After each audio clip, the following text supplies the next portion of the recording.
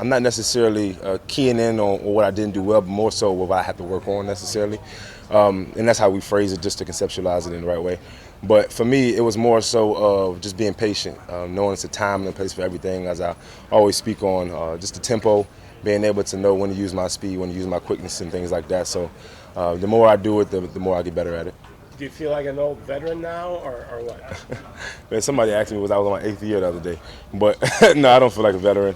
I'm still in the beginning stages. I'm still learning. I'm still grasping everything that I can, and I'm still a student. So I don't necessarily just categorize myself as a veteran, but more so as a student. The first part about improving my game, at least, is mental aspect first. So I did a lot of things in reference to my mental, keeping myself balanced.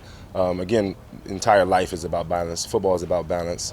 Like I just spoke about, not being able to, turn it on and turn it off. That's a balance. So that's something that I want to master again. So for me, working on my mental, working on my physical, whether it's using bands, working on my explosiveness, my power, my agility, and things like that, and my spin move too. I heard Madden, had me on 53 spin moves. So that's something I'm trying to work on. But nevertheless, that's to answer the question. How do you think your role will expand again? Well, however the coaches wanted to expand.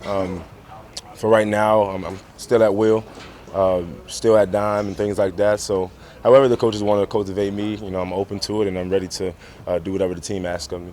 What's it been like to try to work with Deshaun Watson and defend against him, and then just corollary to that, obviously, is the uncertainty of knowing he might not be around?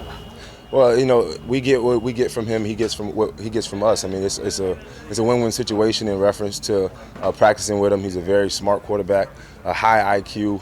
So it's a lot of things that we try to think about, a lot of things that we don't try to think about too much to be able to get better. But for right now, we're focusing on today. We're focusing on each play that we have with him and taking what we can from him. So. How does he stress? How does Deshaun stress a defense?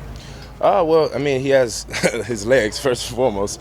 He's a very agile runner, but he's also able to think about something that you may not be able to think about, which all the great quarterbacks have, able to find a part of that game to where, look, okay, I see this repetition, I see this tendency, let me, try to, mix up the game a little bit. So that's really what I think his strength is.